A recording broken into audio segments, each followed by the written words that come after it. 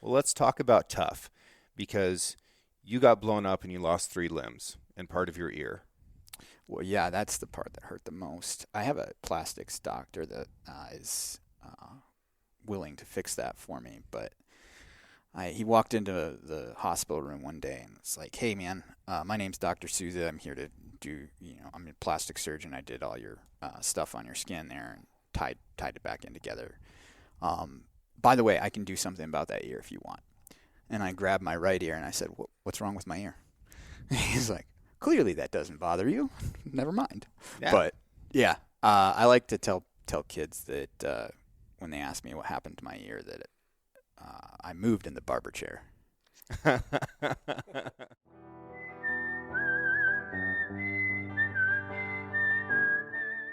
These are stories of outdoor adventure and expert advice from folks with calloused hands. I'm James Nash, and this is the Six Ranch Podcast.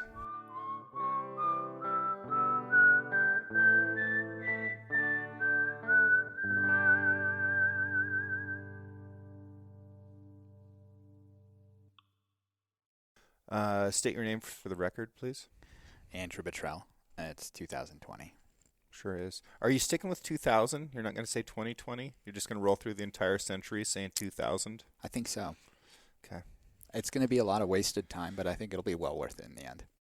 Andrew and I have been out here elk hunting for the past couple days, and Andrew has been hunting and I've been guiding, and so far we've all been fairly successful individually in our endeavors. Andrew, tell me a little bit about yourself. So I'm a former champion shark fighter. Tell me about the shark fighting. It's come up a couple times today. Well, so it's illegal in America, but it's like a cross between bullfighting and alligator wrestling. Mm-hmm. It's again illegal in America because of PETA and whatnot. But if you're good in the water, you can go down to Mexico on a weekend and you can jump in a shark pen in the water and fight a shark with a knife, and people bet on it. It's like cockfighting or dogfighting, Mm-hmm. but you have to finish the shark to get your money. And so it took me 3 tries, and I did get my money, but I paid a price. Uh-huh. And So, what was that price? well, I'm missing my right leg below the knee and my left leg above the knee and my left arm above the elbow. But Yeah, you got the shark in I hand. I did, and it's worth it. Yeah, it seems worth it. Yeah. Yeah. Because you've got some pretty cool prosthetics. Your Yeah, right arm's fairly I- strong now. Yeah, it is. When every day is arm day at the gym, you really go for it, man. I've always joked about how, like, if certain animals were to try and bite me, they might chip a tooth, but they have a lot of teeth, sharks, so I don't know if it'd make a difference. But the what was your other question? Just so the background on who you are, like, where'd you grow up? Oh, yeah. So I grew up in Wisconsin, where the cows outnumber the people, and it was good upbringing, good family, all that. Joined the military right out of high school because I hated school and wanted to do something cool. So, Why was school hard for you? well, Or why didn't you like it, I guess, is a better it wasn't. question. Yeah, it wasn't necessarily hard. I joined the Navy, not the Marine Corps, but the it was just boring, man. I Yeah. didn't. It wasn't like it was indoors. It was not outdoors. I didn't get to blow stuff up on the regular, so joined the military and eventually made my way into Navy EOD, and then yeah, And EOD is Explosive Ordnance Disposal. correct, yeah. So they are the Navy's, the military's bomb squad. They go to a joint school. It's one of the only joint schools where everybody has the same pin, like Mhm. the warfare pin, and you learn everything from like a recoilless rifle or a hand grenade up through a nuclear warhead and everything in between. So I don't know if people really understand how important EOD is to modern warfare, because the IED, the improvised explosive device, Mm-hmm. which is, a homemade bomb of all kinds of ways that you can do it. Yeah.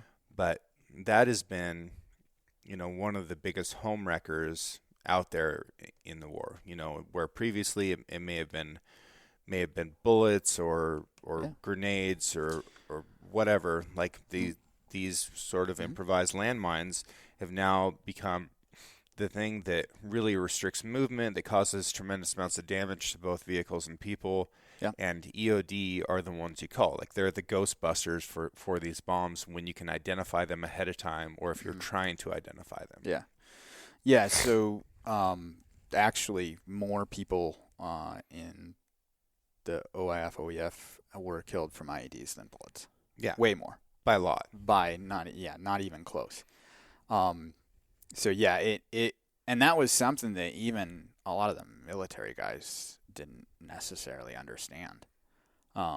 There were people that I worked with that were way more worried about getting shot than IEDs, and I was like, bro, you can't outrun a blast wave.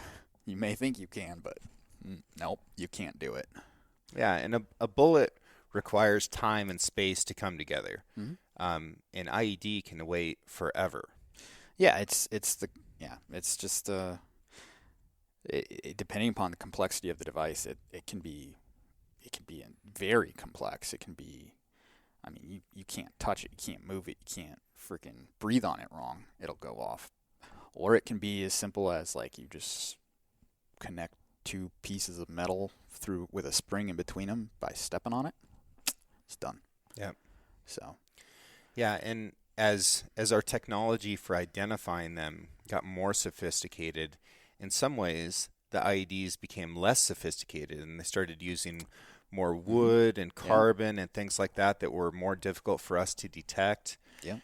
And you can't just go slow everywhere. Nope. Like you have this time on target, this everything. vast amount of country that you've got to travel, and you can't just go and like poke the ground every 2 inches. Yeah. And try and figure out where these things are. You've got places to go, and routes are predictable, and these IEDs are waiting for you.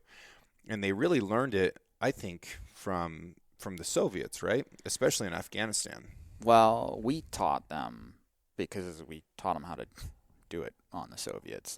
But the Soviets mined Afghanistan a lot. They mined it. They understand mines and stuff. It's all IED. Using IEDs is a guerrilla warfare, or counterinsurgency type or insurgency type warfare mindset. And you're right. Yeah, they would watch us.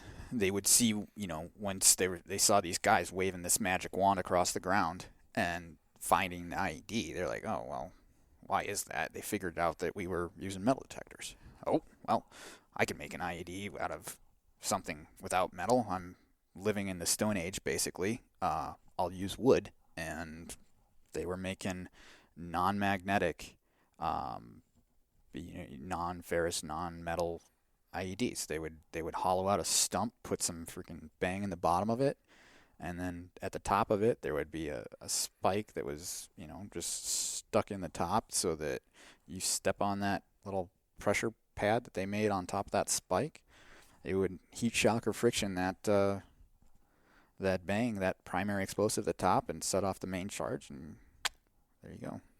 And I think it's easy for some people to look at Afghans, especially as a culture, and be like, oh, they're Stone Age, they're primitive, they're way back in the times, they're living in mud huts with their animals and whatever.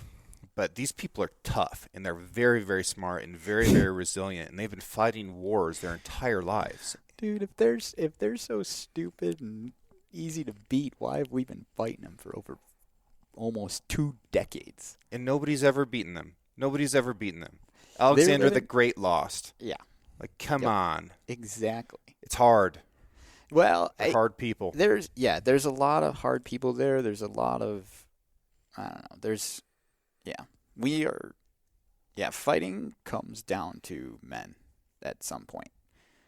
You can throw as much technology and high-end warfare devices at it you want, but it comes down to the dudes at the end, I think. Yep.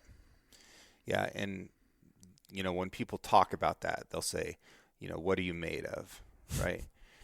Well, if you grew up in Afghanistan, you're made of something tough, because that is not an easy upbringing. Well, let's talk about tough, because you got blown up and you lost 3 limbs and part of your ear.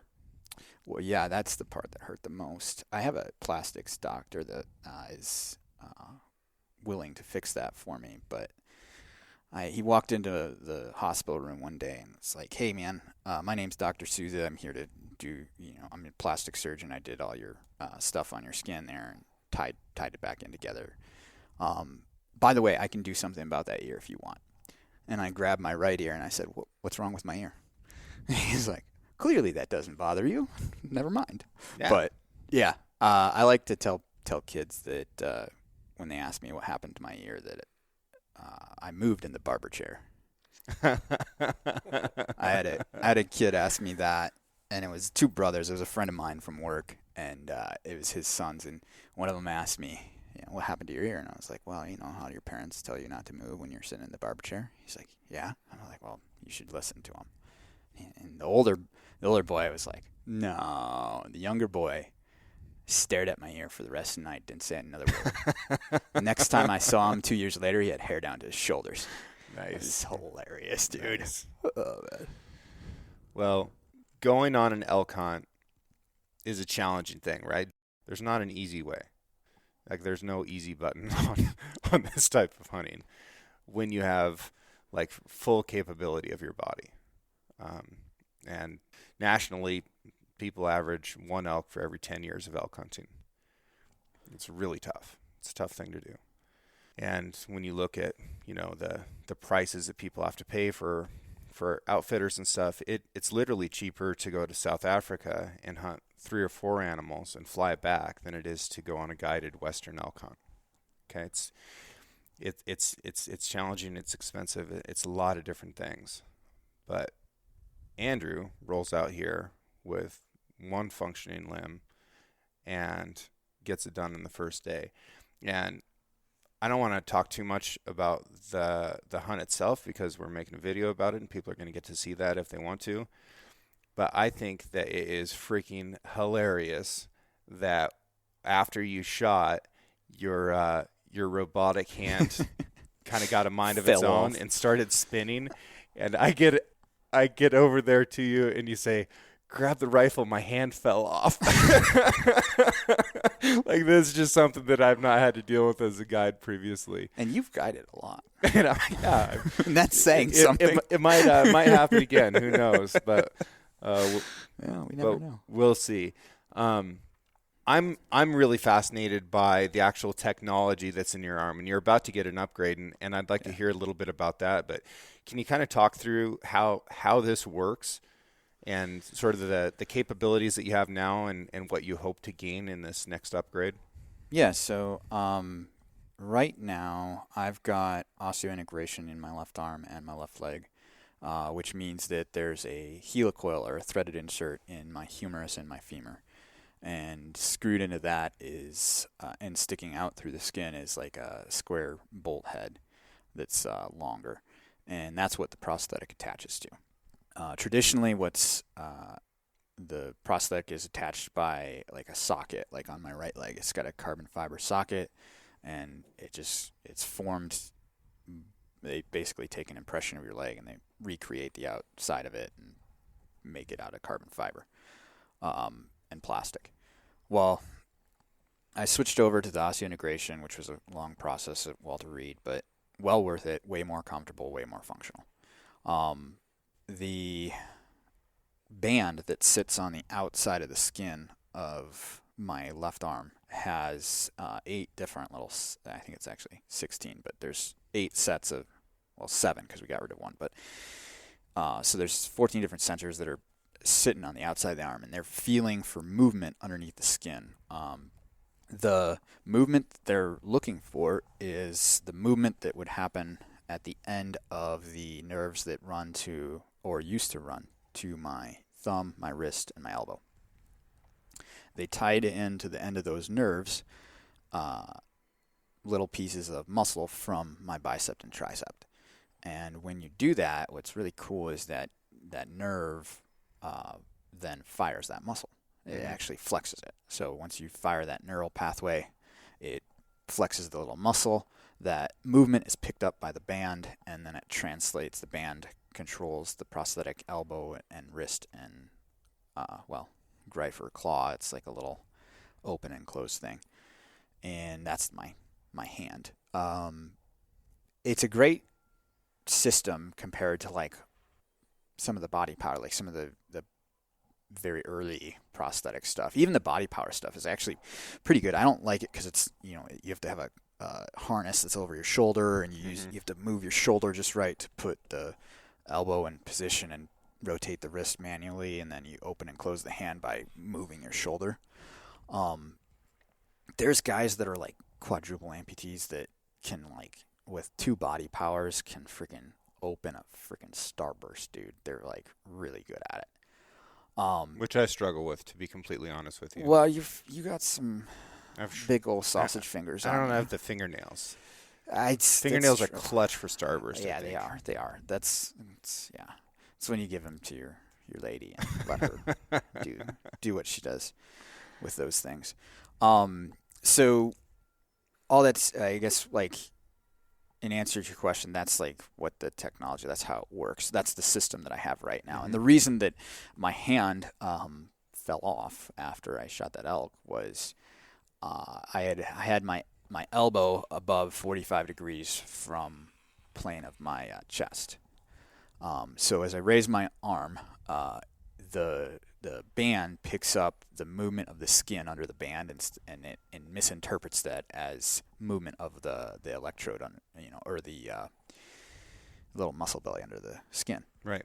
So it starts doing things without me wanting it to, which once just because of the position that I was in, holding up the rifle, the fore end of the rifle with that arm and shooting slightly up towards that elk, it was causing that hand to spin, which was, and when you take the hand off of the elbow, that's how you do it. You spin it.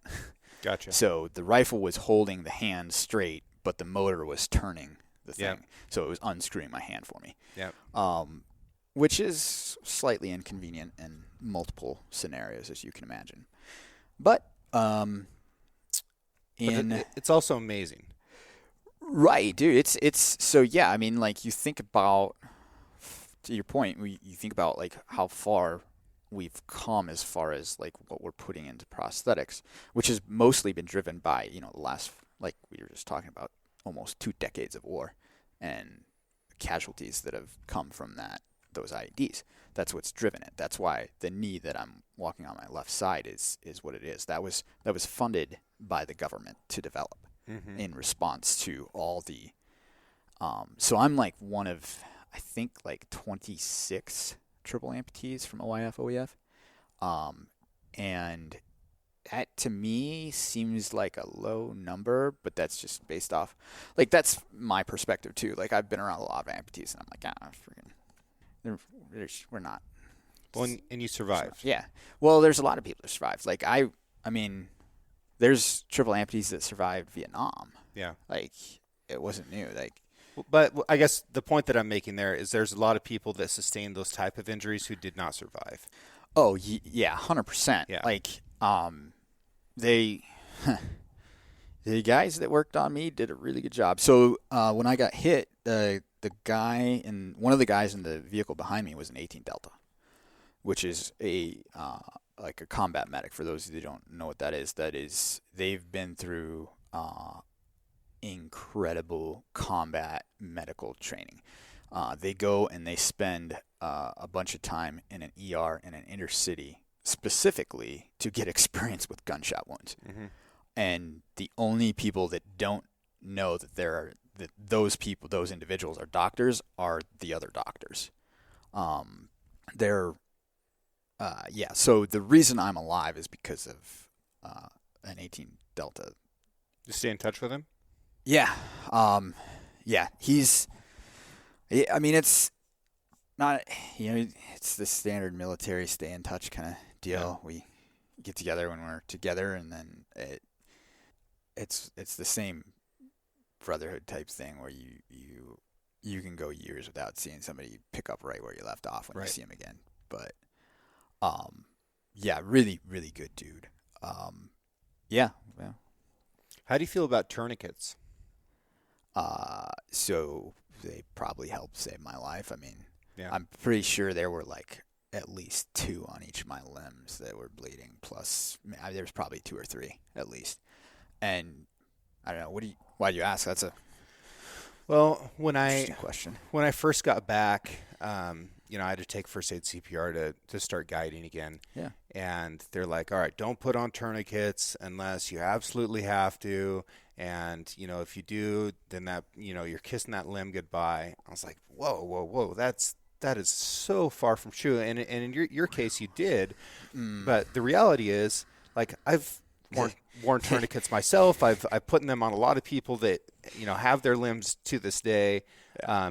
I think tourniquets are wonderful, and they're on the very top of my first aid kit. Like, that's the first thing when I open that, Oh, yeah. because it's the biggest life-saving tool that I can possibly have. Oh yeah, I know guys that carry tourniquets on them daily. I know. So let me just kind of. So I'm not a doctor. I've gone through combat medical training and TCCC stuff, in the military where we use tourniquets. I'll tell you the idea that if you put a tourniquet on a limb, you're going to lose that limb is outdated. There might have been a time where that was the case. I doubt it. It's just if you leave a tourniquet on a limb long enough, and especially if that limb doesn't need it, then yes, you will lose that limb because that limb will die. Right. Lack of blood flow, it'll turn blue and it'll freaking eventually turn black and fall off, right? But the my I didn't lose my limbs because of a tourniquet. They weren't whole before the tourniquets went on. Right. I mean that 18 Delta told me one night that he could tell when I was in the air that I was missing parts before, yeah. He's like, you were 30 feet up and I could tell you were missing parts. Yep. So, definitely not from tourniquets. Tourniquets kept what little blood in my body that there probably still was at that point. I think they gave me over like 40 units, and that seems like a lot to me, and it is a lot because most times later I found out that usually they stop giving blood to people after like 20 units. But I guess I just kept staying alive somewhat, and they kept pumping blood into me. So Yeah, that was good. that was my experience too. Yeah. Is that one of the biggest developments that we saw during my time in Afghanistan, which was 2012, 2013.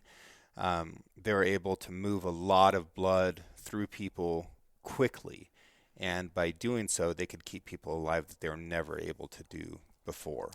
Yeah. The first quadruple amputee that they saved from OAF didn't happen until like 2009. I got hit in 2011, like 2 years later. Yep. So I don't know, man. They got me out of that spot pretty quick. They had the Kazivac there. We weren't in the middle of a tick or anything, so it was in the middle of the night. Nobody was fighting us. They got me in through. They went to like two places in Afghanistan on the way out, and then stopped in Landstuhl, Germany for a few days until they had me stabilized enough. And I think about a week after I got hit, I was flying back into the U.S. into Walter Reed. Gotcha. So, yeah. Okay, so I have a question for you. Yeah. And I got to set the scenario first. Mm-hmm. As a troop in the United States military, and I don't care what branch you're in, you feel pretty strong and confident about who you are and what the capabilities of you as a part of your unit become. Mm-hmm. And for me, I was already a really cocky kid, and then I became a Marine, and then they put me in charge of 4 tanks, Abrams M1A1 main battle tanks. Yeah. And I really felt invincible. Like I Yeah. felt like I cannot be destroyed. Yep. There was 250,000 pounds of the angriest metal on the planet, and I shook the earth when I went places. It was impressive.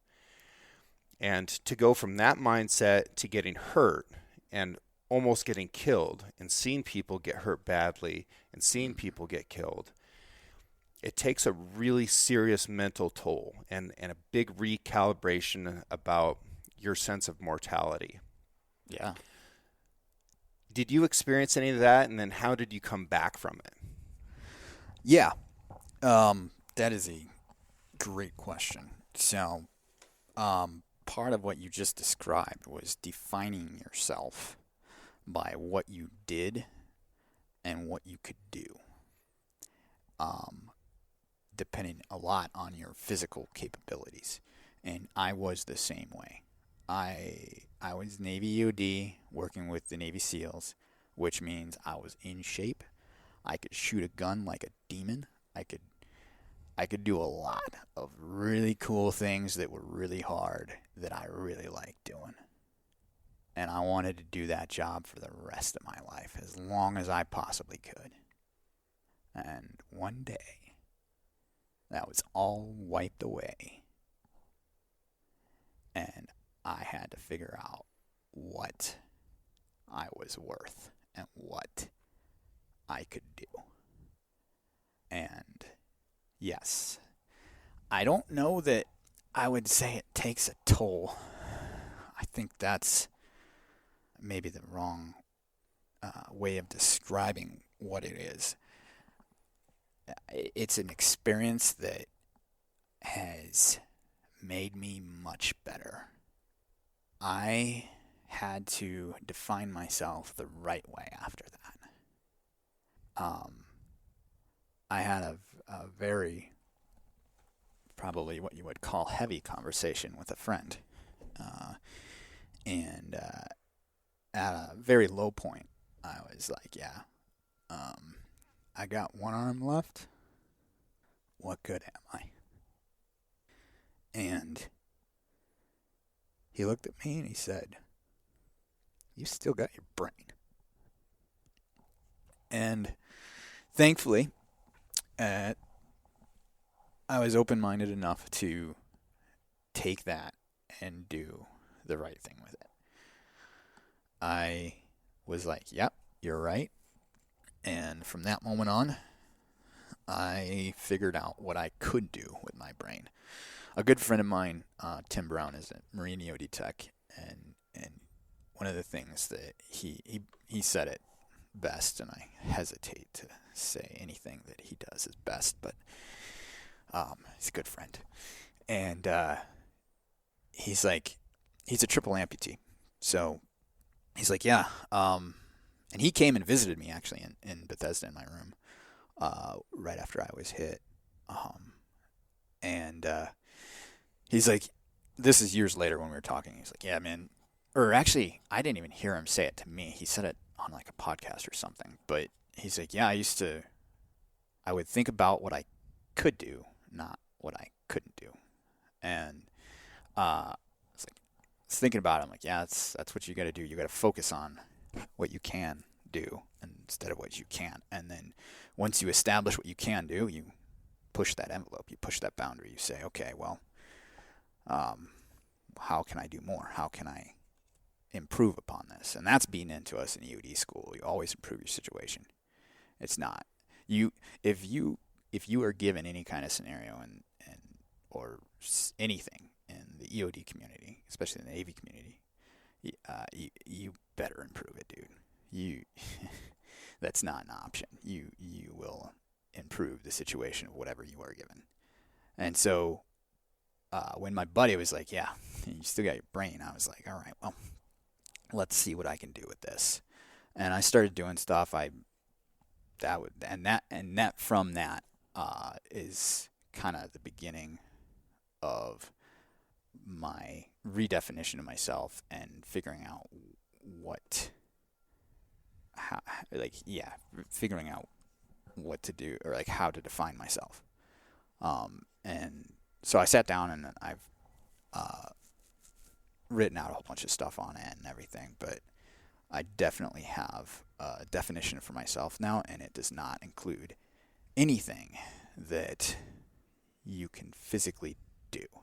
It is definitely more of the attributes, like I'm a husband, I'm a father, I'm an honorable warrior, I'm honest, I'm a hard worker, I'm a problem solver. I mean, you can kill the hell out of a bull elk. Well, you said there's no easy switch for it, but that 277 Fury has a little switch on it that makes it pretty easy. Yeah, they call that the safety. What advice do you have to people that might be feeling in a way that you were when you were down? Like,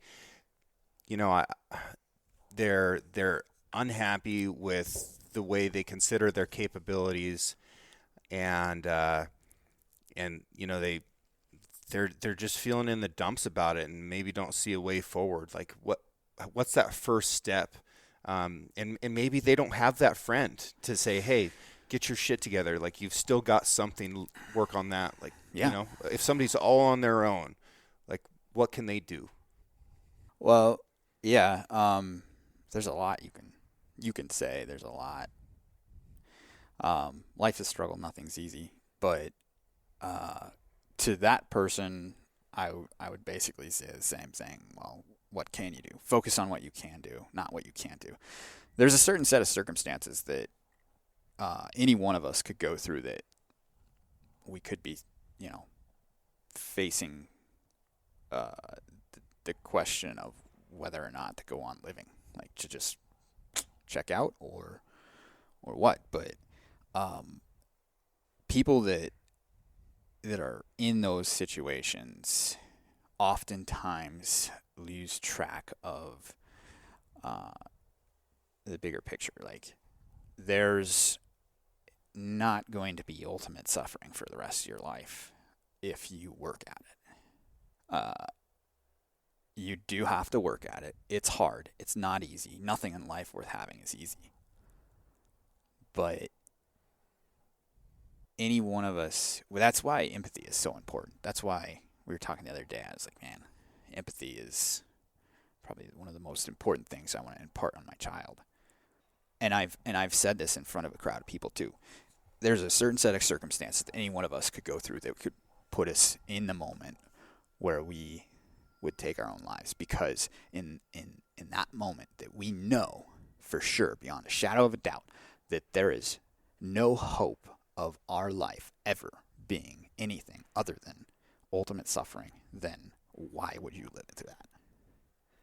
So when somebody is in that situation, you have to be able to communicate to them. You have to be able to empathize with their position and their perspective of that life picture in their head, so that they will listen to you, because they won't listen to you. If you have no empathy or no understanding, do you listen to anybody that doesn't have any understanding of what you're going through? Probably not. Yeah. Why would you? Yeah. They don't understand. Why? What do they know? It has no bearing. So it's really hard to actually say something to somebody, say the right thing to somebody in that situation, because you have to understand where they're coming from. So you have to empathize with that, and then you have to show them that it can get better. So people that have asked me, like, how do you get somebody who's in any horrible situation, whether it's a drug addiction or depression, anxiety, homeless, like missing limbs, facing cancer, doing all this stuff, right? The really crappy parts of life that exist. Like, how do you get them to where they're living well? Like, most people think that I am, and I do too. By the way, I will tell you this, and this is kind of crazy, but I'll tell you my life is better now than it was before, and that isn't because of getting opportunities like this. Although partly it is. It enriches your life. That is like to be here with you and have this experience and everything. Yeah. But my life is better because I've worked my butt off for the last 9 years at becoming a better person. The harder I work at becoming a better person, the better my life becomes. That's great. On that empathy and understanding bit, one of the things that sort of rubs me wrong is when people find out that you served in the military and they say thank you for your service. And it that bothers a lot of veterans. Yeah. And I understand the sentiment and I do appreciate it. But it's also like, what exactly are you thanking me for if you don't know anything about what I did? So what I counsel people to do, and since we're coming up on Veterans Day here, yeah, might be your opportunity. If instead of saying thank you for your service, say, hey, what branch were you in?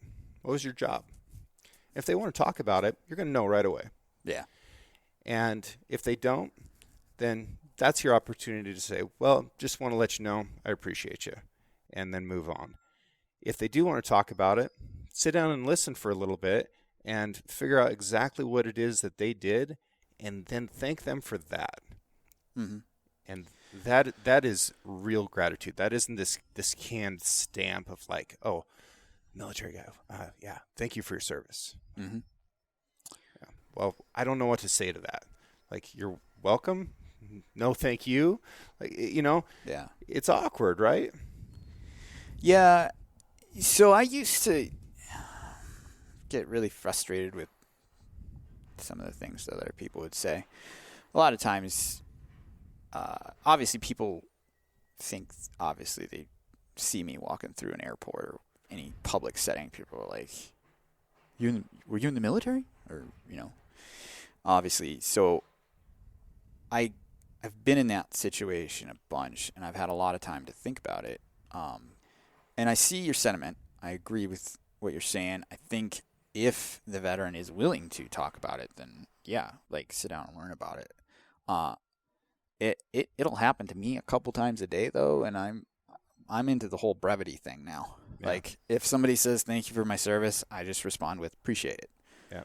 Because from having some empathy about their situation, that thank you for your service, they didn't have to do that. So they're doing something.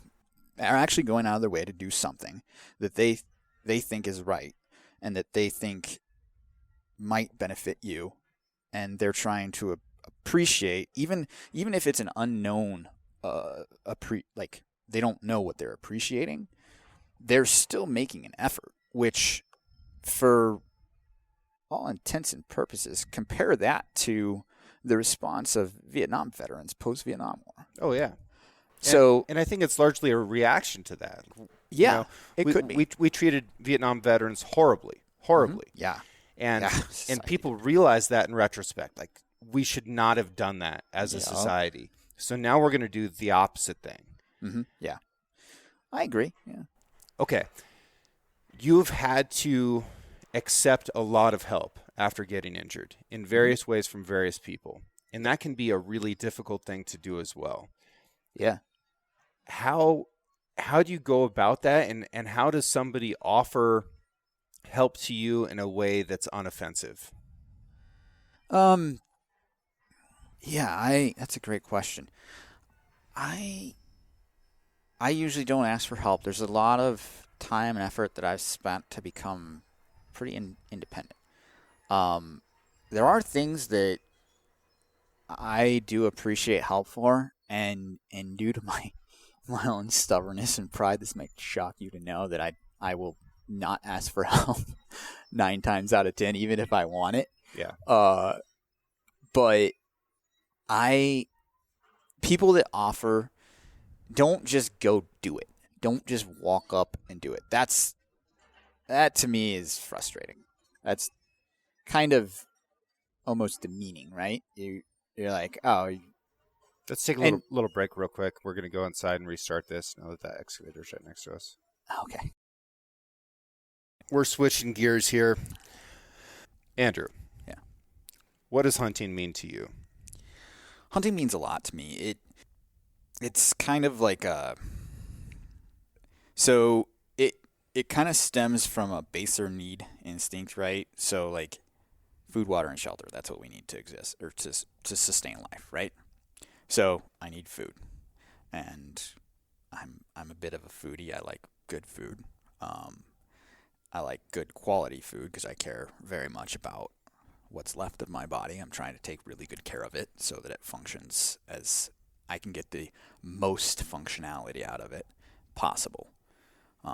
That's why I work out 5 days a week and I eat right. And that's also stemming from, trying to become the best version of myself possible. That's, in my definition of myself. Yeah, you're out there doing one-arm pull-ups on the meat hook.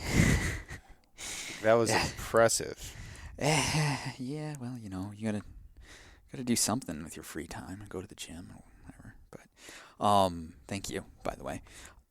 So hunting to me is partly, getting food, sustaining life.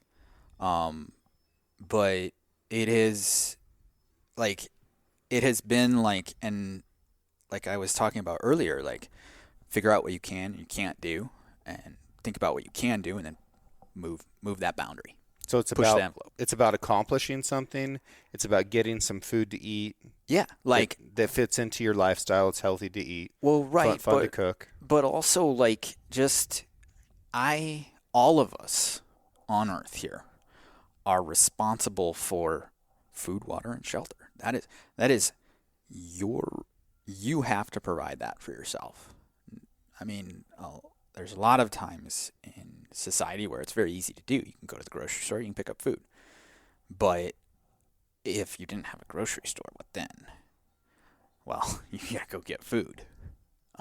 And there are places in the world that you and I have been to where, like, grocery stores don't exist, bro. No, not even close. And not even markets.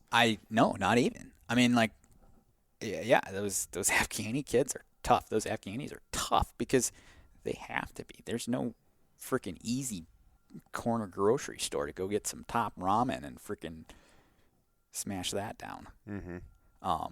So it's partly like sustaining life, and it's like I draw a lot of fulfillment and whatnot from accomplishing that. Like okay, I'm eating elk burgers tonight. That I killed this elk. I went up and I killed it, and then I helped skin it, got it, took it to I actually do a lot of my own meat processing when I can. Mm-hmm. And I feel very strongly about that. When you take that life, when you you take the life of the animal, you have, in my opinion, a huge responsibility. What responsibility? You have to honor that life, I think. And how do you do that? I think the best way to do that is to kill that animal as humanely as possible. Like, you give them the quickest, most painless death possible. And you preserve as much meat throughout that game, the gutting and the skinning, the processing. You preserve as much meat as that possible because that meat is going to sustain your life. And all life matters. And that continues on through the consumption of that meat. So do your best to become the best hunter you can. Become the best shooter, best hunter, become the best meat processor, become the best cook that you can possibly be, because you took that life and now you are going to sustain your life and the lives of your family with that meat. That is how I honor that life, and that is what hunting means to me. And you also practice a lot so that it's not just the equipment that is functional. It's also you and your ability to be lethal with that rifle. Yes. Yeah. There's people that are shooters, that a lot of hunters that, and I think this was a conversation you might have had with Daniel Horner, but he talks about visualization a lot. And it's awesome, man. Visualization is awesome. We did it in the military at high levels because, we were doing, it's a high stakes game doing the EOD thing. But so I've been, around that mentality before, and applying it to everything, in your life is kind of something that a lot of the guys end up doing after being exposed to it, and they become much better people for it. But there's a lot of hunters that shoot their guns 5 shots a year. They sight in and they miss a couple times during a hunt, and then they get one and they put that gun away, and they've had the same 20-round box of ammo for the last 4 years. And they have never once, dry fired that rifle, because why would you do that? Well, because you might not have a lot of time, and it might be kind of beneficial to be able to operate your equipment with speed and efficiency. But there's a lot of dudes that do practice, and they don't visualize that end. Like Daniel, and this is what Daniel Horner is, swinging back to that. Daniel Horner talks about, visualizing, matches and being successful, and he talked about visualizing that final moment of hunting. Like, okay, let's picture the animal coming this way. Let's picture the animal quartered this way. There's an app on my phone that I use that I did a fair amount of training with, looking at different angles of where the heart is in the animal, and trying to figure out, okay, all these different angles. This is where if the target presents in this orientation, this is where I'm holding. And then, yeah, you visualize that, because you cannot replace the experience in real life, but you can prepare for it significantly by picturing it in your head, running through that scenario. Because if your brain recognizes a pattern, our brains work in patterns. We're very pattern oriented. Those neural pathways are wrapped in myelin, and the more layers of myelin, they work better. There's an 800% potential for increase in speed through that neural pathway. It's insane. So if you practice, you visualize, yeah, you are going to be a better hunter. You're going to be more efficient, and that, I think, honors the life of that animal more. Yeah, I fully agree. And there's all kinds of methods for training. There's all kinds of equipment that will work. And this isn't the podcast about what equipment works well. No. This is about the importance of our actions and taking responsibility for the result. And man, it's been really fun to be out here and see you overcoming some tough obstacles and getting the job done. And I think it's just terrific that you're going home with a big old pile of elk meat, and I know that you're just gonna sous vide every single part of that thing, because you've brought up sous vide every 7 or 8 minutes since you've been here. I know you're into that. Great tool. So no, it's been cool, and I really encourage folks to keep an eye on Sig's social media, so that they can see this video come out when it's ready here in a week or so. Yeah, I'm looking forward to seeing it.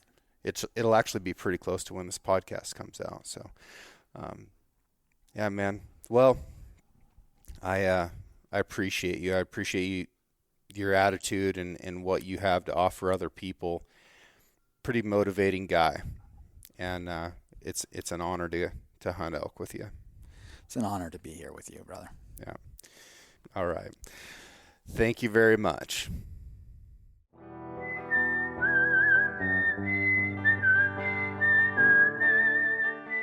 Thank you for listening, and I hope you enjoyed the show. This episode was edited by Emily Brannigan, with original music written and performed by Justin Hay. Artwork for the Six Ranch podcast was created by John Chatterlin and digitized by Celia Christofferson. If you enjoyed the show, I encourage you to share it with a friend and subscribe. You can find photos and more content on Instagram at Six Ranch Podcast. I'll catch you next week.